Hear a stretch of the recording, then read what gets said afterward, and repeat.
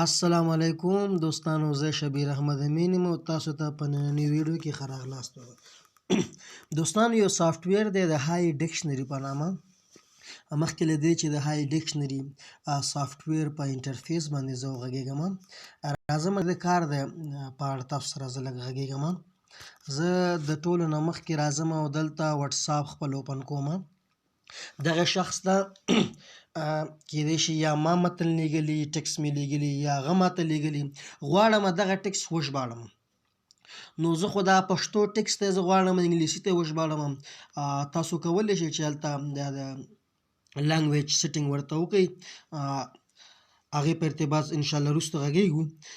نو دغه پښتو متن دی، زه غواړم چې د انګلیسي ته را کنورټ کړم یا یې را وژباړم. نو د دې کار د اجرا دپاره زه په دې های دغې باندې زه کلیک کوم او دلته موو، او د موو نه بعد راځم دا همدلته یې ډرا کوم.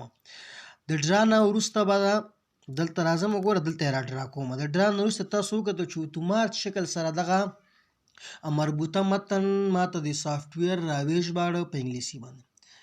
دغه کار په هر یو دغه کې مونږ کولی شو، په سوشل میډیا کې کولی شو. که هغه هر یو سوشل میډیا ځي، فرض که زه همدغه کار ټویټر ته راځم او دا زه په ټویټر کې دغه کار زه اجرا کوم.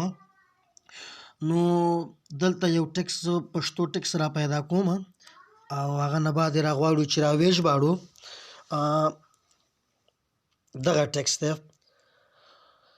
ټکس باندې زه کلیک کوم او د کلیک نه وروسته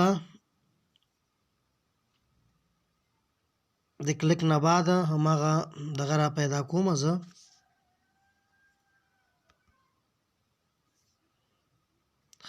دغه های په نامه دا زه کلیک اخلم او موو باندې وغږېږو. دغه ګلوبل ټرانسلیشن دغې باندې زه کلیک کوم. دا موږ ته ټوله صفحه سکین کوي او د سکین نه بعد یې موږ ته را ژباړي. دې کې یو بل اپشن هم دی دې ځای کې. نو موو باندې مو غږېدو او ګلوبل ټرانسلیشن باندې مو غږېدو. دې ځای نه موږ کولی شو چې د لانګویج سیټینګ وکړو. راځئ د لانګویج سیټینګ موږ خپله دا د کوم سافټویر چې دی د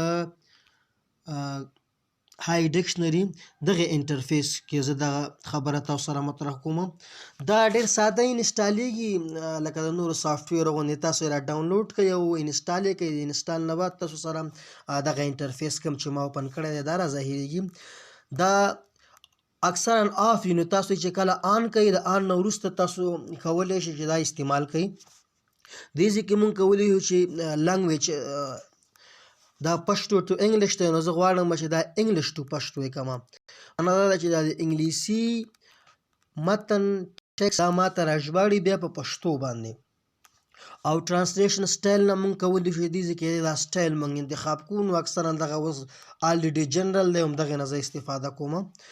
نو تاسو هم دغه سافټویر را ډاونلوډ یې کړئ، انسټال یې کړئ، کار پې وکړئ. که چېرته تاسو ته دې نه ښه سافټویر معلوم وي ترجمې په برخه کې هغه کار کوي، نو تاسو مهرباني وکړئ ما ته په کمنټ کې کمنټ کړئ. زه یې ګورم، انسټالوم یې. که چېرته دې نه مفید وي نو نورو ملګرو سره به یې سره شریک کړو. آباد اوسئ، په خدای پاچا مو سپارم. الله مو آباد لره.